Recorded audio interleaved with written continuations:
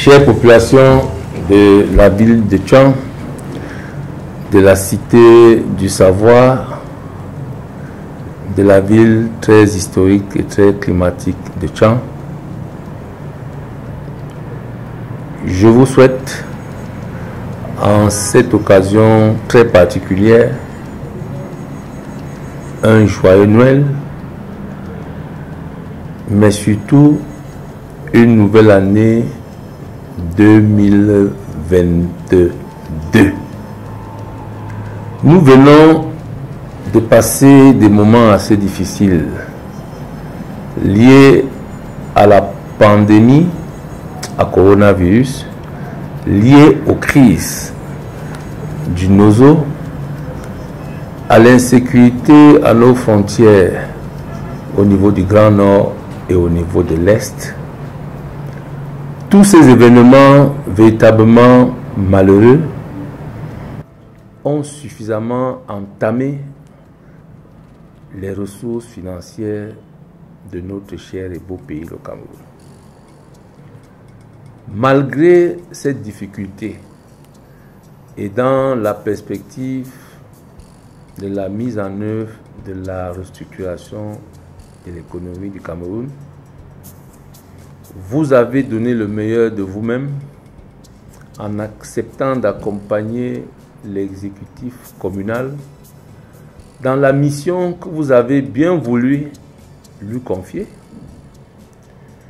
et mission qui découle en réalité du plan communal de développement que le conseil municipal a bien voulu décliner en plan d'investissement annuel, et enfin que nous, vos ouvriers, nous attelons au quotidien pour la mise en œuvre. Et vous savez que rien n'est possible sans les ressources humaines et surtout financières. Cela n'a pas été facile pour vous de vous remettre dans la perspective de l'accompagnement effectif en contribuant financièrement pour que les actions déclinées soient réalisables. Nous avons dû vous expliquer suffisamment pour qu'enfin vous commenciez à pouvoir contribuer pour ceux qui ont des espaces marchands, pour ceux qui ont des idées, pour ceux qui simplement font des rappels relativement à ce qui doit être fait. C'est ce qui a donc rendu possible un certain nombre de réalisations sur le plan de l'amélioration des infrastructures. Parce que voyez-vous, nous n'attendons plus beaucoup de l'État central parce qu'il estime qu'il a mis en branle, et c'est vrai, la décentralisation, bien que le processus soit relativement lent, et qui nous a donc donné par voie de conséquence la possibilité de développer notre potentiel. C'est pour cela que nous vous invitons chaque fois à beaucoup de civisme. C'est-à-dire que ceux qui ont des taxes locales à payer, qu'ils restent citoyens. Parce que c'est à travers ces taxes que nous sommes aujourd'hui en train de sécuriser l'enceinte même de nos bâtiments principaux, en train de sécuriser notre base nautique et notre musée de civilisation, en train de reprofiler les voies reliant l'Interland au centre urbain, en train d'accompagner des écoles en termes de tôles, en termes de sacs de ciment, pour pouvoir procéder à leur réhabilitation. C'est avec ces moyens-là que nous essayons au quotidien de donner de l'eau potable aux populations de Tchang, parce que voyez-vous, les ouvrages hydrauliques que nous avons construits, notamment les forages en eau profonde, ont été pour l'essentiel le résultat d'un effort fait sur le plan local. Le résultat d'un effort fait par l'exécutif communal en allant vers les partenaires au développement du Cameroun pour se faire accompagner.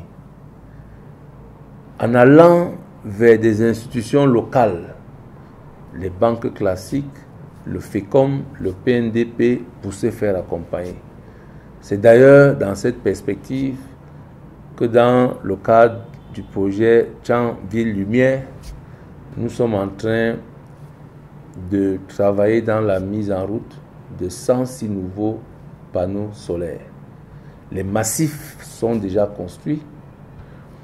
La pose des panneaux par eux-mêmes va se faire dès le mois de janvier. Et nous savons très bien que c'est des fonds qui doivent être remboursés.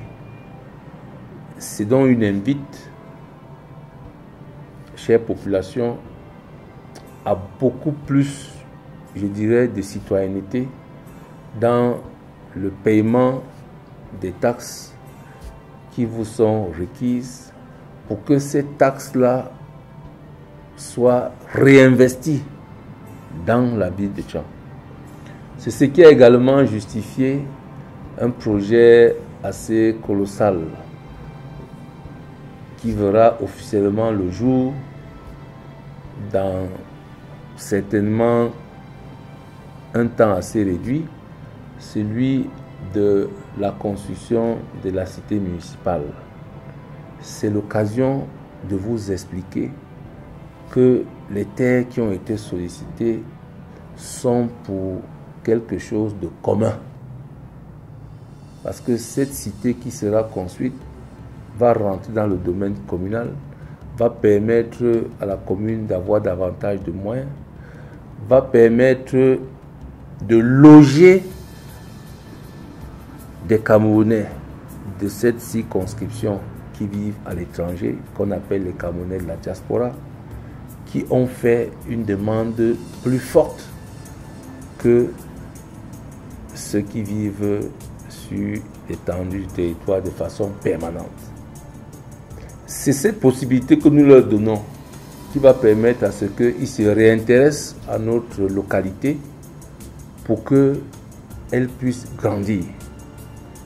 Et pour accompagner ce projet de construction de logements sociaux, c'est de ça qu'il s'agit, parce que dans le prolongement de la cité, il y a de nouveaux lotissements qui vont naître avec le même cahier de charges pour que cette nouvelle ville dont nous rêvons tant puisse naître. Et pour accompagner ce projet, nous avons travaillé pour la mise en place d'une société communale avec un capital de départ de 100 millions et je vous confirme totalement levé à ce jour. Donc officiellement, cette société va prendre les devants pour capter les fonds d'investissement et elle va nous permettre de ne plus compter sur la solidarité qui ne peut pas permettre qu'on puisse bâtir une cité.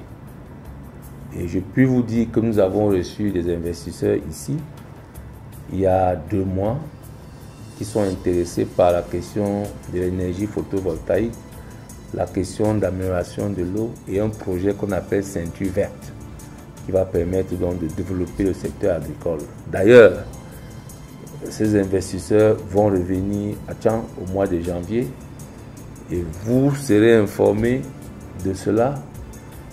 Et cela ne sera possible de façon efficace que via cette société communale de développement. Voilà pourquoi nous vous invitons en cette fin d'année de nous accompagner dans la mission que vous avez bien voulu nous confier. Parce qu'il est difficile de confier une mission à quelqu'un et de ne pas lui faciliter la réalisation de la mission.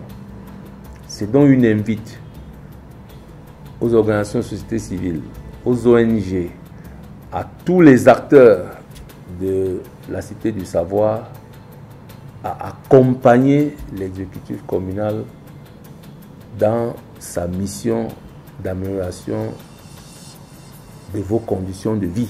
C'est de cela qu'il s'agit. Et vous comprenez très bien que si c'est un volet qui était laissé sur le côté, comme ceux qui ont trait à un complexe sportif municipal, comme ceux qui ont trait à la construction d'une nouvelle gare routière, pour amorcer le processus, nous avons refait le stade du Sénadiès pour permettre à l'Aigle Royal de la Ménoire de recommencer à venir nous animer à travers ces matchs d'élite tout dans cette cité. Et les travaux, à l'heure où je vous parle, sont terminés conformément au cahier des charges qui avait été donné par la FECAFOOT. Cela n'a été possible que parce que l'exécutif communal a pris cela très au sérieux. Et c'est également l'occasion de vous faire savoir qu'un site est en train d'être acquis pour la construction du nouveau complexe et que les investisseurs que nous avons reçus s'y intéressent. C'est également l'occasion de vous dire, en attendant la construction de la nouvelle gare routière, des aménagements ont été faits sur le site de l'IFOP qui abrite l'actuelle gare routière. C'est dire que les questions essentielles que vous nous avez posées, la mission essentielle de relèvement de l'offre en énergie, en eau, de l'aménagement d'une gare routière digne de la ville de Tian, sont en cours d'implémentation. Vous comprenez donc qu'on ne peut rien faire de tout cela sans moyens. Chacun doit apporter sa pierre à la construction de l'édifice. Pendant que ceux qui ont les ressources humaines à niveau vont se rapprocher de l'exécutif pour lui dire comment il peut se prendre pour atteindre les objectifs donnés, il faudra bien que les ressources financières suivent. Et comme on dit, l'argent est le nerf de la guerre. Mais comme le potentiel de notre cité est réel, et quand nous savons que produire, c'est vendre, investir, c'est avoir un retour sur investissement, au regard du volume que nous sommes, plus de 400 000 habitants, aucun d'investisseurs que nous avons rencontré n'a hésité. Parce qu'il sait qu'il y a la consommation et qu'il peut avoir un retour sur investissement. Voilà en quelques mots ce que nous pouvons vous dire, et nous continuons à vous dire que nous devons échanger de façon permanente, vraiment permanente, parce que sans civisme, cet assainissement que vous souhaitez tous les jours, cette mobilité urbaine réelle, cette collecte de déchets ne sera pas possible. Il faut que désormais, à travers ce petit schéma qu'on est en train de mettre en place, pour aller au plus profond de nos groupements, de nos villages, de nos quartiers, pour récupérer ces déchets qui mettent à mal notre santé à nous tous, et surtout valoriser ces déchets. Parce qu'aujourd'hui, la ville de Tian est sur orbite. Tout le monde veut venir s'inspirer de la façon dont, au quotidien, nous travaillons pour pouvoir assainir notre ville. Et nous savons également que nous avons pour ambition ici d'être le parangon de l'agriculture biologique à travers cette production qui va en hausse des amendements biologiques, en quoi appeler compost. Donc, il faut que vous nous aidez à collecter rapidement ces déchets. Nous allons vous rapprocher de vous pour vous dire comment vous allez désormais les classifier pour que nous puissions les exploiter le plus rapidement possible. Vous comprenez donc que vous avez beaucoup à faire, que nous avons beaucoup à faire pour que notre cité retrouve son image d'antan. Vous comprenez pourquoi nous sommes obligés de mettre en exergue toutes ces thématiques pour que vous voyez comment la mission est lourde, pour que vous voyez tout ce qu'il y a à faire et que chacun de nous prenne conscience du rôle qu'il a à jouer en termes d'information de son voisin, en termes de découragement de ceux qui essayent de briser la dynamique, en termes de mobilisation de tous ceux qui peuvent accompagner, parce que chacun parmi nous a un potentiel. Chacun parmi nous connaît quelqu'un qui peut nous apporter un plus. Les détenteurs du 4e pouvoir doivent jouer leur rôle, c'est-à-dire relayer toutes ces informations pour que nul n'en ignore. Et il faut que vraiment ce 4e pouvoir prenne pleinement conscience du rôle qu'il doit jouer dans le développement d'une cité. Parce que comme on dit d'habitude, il n'est pas bon de relayer la désinformation. Il est bon de relayer l'information. Il est bon d'aller à la quête de l'information pour pouvoir diffuser la bonne information et être un acteur qui compte. Parce que nous vous avons dit lors du début de cette mandature des défis que désormais vous ne serez plus jamais seul et que globalement personne ne sera plus jamais seul. Sentez-vous concerné par le développement de la cité en contribuant par des reportages captivants, en contribuant par des écrits, des propositions claires par rapport à ce que vous avez vu. Nous vous avons toujours dit que nous sommes acheteurs des idées. Nous sommes acheteurs des idées. Nous ne voyons pas comment une idée qui puisse faire avancer notre cité puisse être rejetée. Ce n'est pas possible. C'est pour cela que tout le temps, nous essayons d'être à l'écoute de ce que le peuple pense et vous êtes, vous les hommes des médias, les véritables relayeurs de l'information. Les véritables. Parce que si ce que nous faisons n'est pas connu, à la limite, nous pouvons même dire que c'est inutile de continuer à faire parce que les gens ne seront jamais au courant de rien et ils se poseront toujours des questions, sauf pour ceux qui verront à côté d'eux des projets qui sont en train d'être réalisés. Mais même si ce n'est pas à côté d'eux et que ça a commencé quelque part, il faut qu'ils le sachent et c'est cela qui peut donner un espoir. Donc, nous plaçons l'année qui vient sous le signe de l'espoir. L'espoir de pouvoir être davantage compris. L'espoir de pouvoir davantage mériter votre confiance.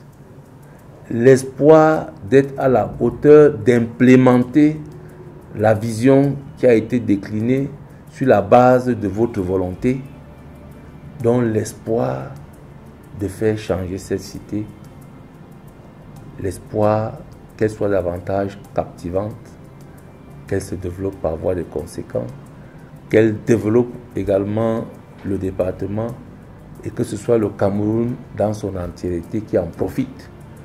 Parce que comme nous le disons habituellement, un pays se développe à travers ses territoires. Et la chance que nous avons, c'est que nous avons été pris depuis un certain temps, reconnus depuis un certain temps, comme le chantre de la décentralisation. Et ce qui justifie un balai diplomatique qui s'opère dans notre cité depuis un certain temps. Nous avons reçu à plus d'une reprise l'ambassadeur de France, nous avons reçu l'ambassadeur de Belgique, nous venons de recevoir l'ambassadeur d'Allemagne, qui d'ailleurs agissait déjà via son bras technique appelé la GIZ dans des projets ici à Tchang et qui a promis de revenir de plus belle à travers d'autres projets. Nous avons vu la Suisse revenir déjà à Tchang. à travers la construction de la microcentrale hybride, solaire et hydroélectrique, la seule d'ailleurs du Cameroun, nous constatons donc que tout le monde s'intéresse à nouveau à notre cité. Nous ne devons pas être ceux qui vont détruire cette dynamique. Nous devons redonner davantage confiance à ceux qui hésitaient encore à revenir investir à Tcham. Parce qu'il est question d'investir à Tcham pour que cette ville retrouve sa fierté.